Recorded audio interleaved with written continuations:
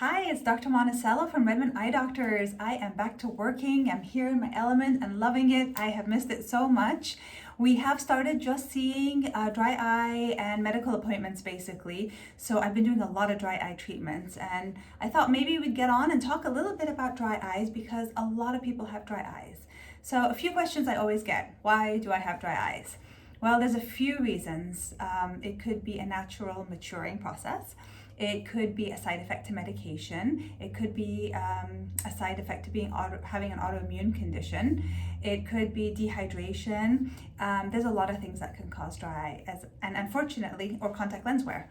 And unfortunately, women have it more than men. So here is what we do in the practice. There's a few reasons to have dry eyes. I like to break it down and make it a little bit easier. So we have the dry eyes, that is because we don't have enough tears, and we have a quality of the tears is not good. So there's an assessment that happens. We can take the dye, that fluorescein yellow yucky dye that we put in your eyes. We can look at the surface of the eye. What happens is that fluorescein is sucked up by the dry cells, and we can actually see a pattern of dryness in your eyes. And based on that pattern, we can tell a lot. So that's one of the things we do. There's also another dye that we can put on called listamine green, and that gives us different kind of information also. We can look at the quantity of the tears. Do you have enough of a lake of tears in your eyes? And we can assess it that way. And then now we have all these great machines that actually take pictures of the glands. These glands, let's do a little bit of anatomy. Actually, let me show you a picture because I think it'll be easier to show you a picture of what we're talking about here. So hopefully you can see this. Okay, here we go. So here is the eyeball, and we actually have 20 to 30 glands in the bottom and 20 to 30 glands in the top. And what happens is these glands are producing oil. Every time you blink, it takes the oils and puts them on the surface of your eye. That makes your tears oily and not too watery, and therefore it doesn't evaporate as quickly and it stays on your eye longer. So that's the anatomy part. Well, what happens in meibomian gland dysfunction, MGD, is that these get plugged up. So we want to unplug them. Basically, it's kind of like popping zits, if you will. Let me show you another picture. I was telling you about the technology we have. We can actually take a photograph of these glands. So you can see here these white long lines here. Glands should be long and skinny and all the way through. You can see in this part right here how it's dark. That gland has actually died. So what happens if the eye isn't stimulated and if it's plugged up for too long, you start to see gland death basically. So what happens is they start to get a little squiggly, they shorten, and then they just atrophy and they're gone. So we don't want this because we want our oils to come out. So keeping them unplugged and keeping them stimulated is what's going to prevent this gland death. So that's what we do in our dry eye treatments. So here's the glands. And what happens is when we squeeze these glands, what we're supposed to see is a nice olive oil consistency. What happens a lot is we get kind of a toothpaste or this kind of cloudy, milky discharge, and that's all inflammation in the glands. And squeezing them and getting rid of all the gunk in there, so technical, is that how we keep everything clean. So I think I have another picture to show you of the toothpastey. So this is one where we're actually squeezing, and see how it's yellowy and kind of toothpastey. This is not this is not what we want to see. So what we can do is we keep squeezing, we get rid of the gunk, and then the nice oils are underneath and they can come to the surface and lubricate your eye. So what does this entail? What are we doing here? So we do a dry eye treatment, and when you come in, I like to call it an eye spa or an eye show, but it's not as relaxing as that. So when you first come in, we put a hot compress on your eye. This is my favorite brand, and I like it because you microwave it for 30 seconds, and then you put it on your eyes for 10 minutes, and it retains its heat. The purpose of this is to warm up those glands. We're talking about oils, we warm it up, we make them a little bit more liquefied, and when I squeeze the gland, it's easier for the oils to come out. So after the 10 minutes, this is the relaxing part. You have some music, we turn off the lights, you get to meditate for 10 minutes, then I come in and torture you. But it's not that bad. So I come in and I have a little device. It's a device where it's a little forceps, if you will, and you squeeze. I put the lid in the middle and I squeeze and it gets all the gunk out. We scrape it, we clean it. It takes about 10 minutes. For some, it's more painful than others. I wouldn't even say painful. It's uncomfortable. It's that's when the spa treatment ends and, you know, the seriousness comes in. And if you think about it, it's kind of like a medical facial. You go in and you clean up the pores, but instead of nice and relaxing, they get in there and they squeeze. It's that kind of thing.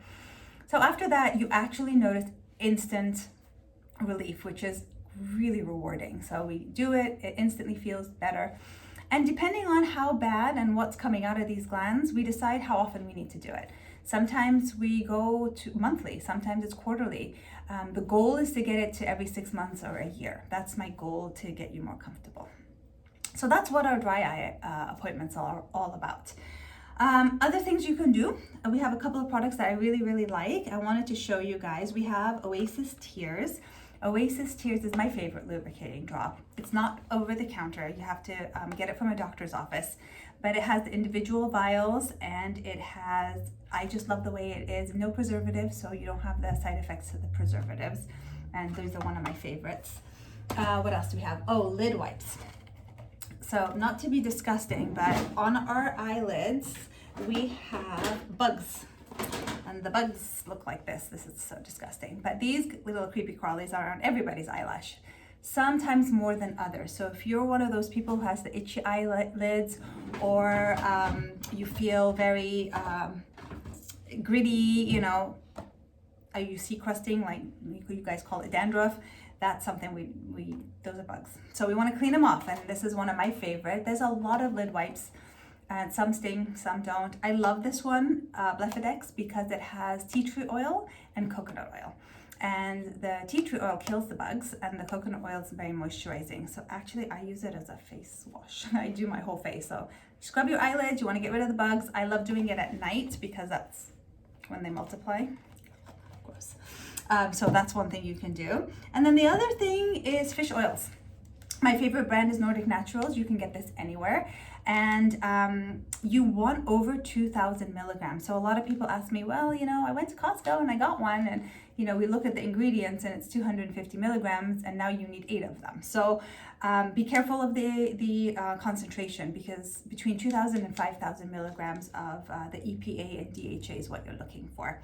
And that will help with dry eyes too, and a lot of other things. So you take 2 tablets a day. You can take them together, or if it upsets your stomach, you take them morning and night. And not all fish oils are equal, because some give you that fishy burp, and you don't want that. It depends on the quality and how they're processed. So those are all my little fun things that I like to recommend to my patients. But dry eyes, really, it's a huge problem, and it's very uncomfortable, and a lot of people can't wear contact lenses anymore because of it.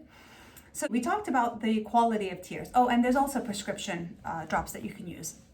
They tend to be pretty expensive, so I don't go straight to them. My philosophy is start simple and then get more complicated if we need to. So we talked about quality of tears. Now let's talk about quantity of tears. So now we got the quality nice, and we want to keep the tears in the eyes longer. How do we do that? I'm going to show you another picture. Little anatomy again. So here we have, if you look in the corners of your eyes, you have a little hole in the bottom and the top, and that drains tears down your nose. That's why when we cry, we get stuffed up. So this is your drainage system. So if we can block the drainage system, we can keep your natural tears in your eyes longer. So that's the concept there. So we keep it in the eye longer. And how do we do that? We put a little silicone in there, and it just plugs the tears only on one side, either the top or the bottom, and it keeps the tears in there longer. We do a little experiment. We do a collagen plug first, which is dissolvable in about 3 to 5 days, to see if you like it. Does it really make a difference? How does it feel? So we do that first, and if we have a positive result, we go ahead and put another one that lasts for a year, and it slowly dissolves away. And that's been very, very successful. And a lot of the times we do both quality and quantity. So that's all I've got for dry eyes. If you have any questions, please leave them in the comments. I'd love to answer them. I love dealing with dry eyes. I love the instant gratification of making people feel better. So if you want an assessment, you can definitely call us at Redmond Eye Doctors and make an appointment, and we'd love to take care of you. Otherwise, have a safe and stay indoors as much as we can. Wear your masks, and we will see you soon. Take care.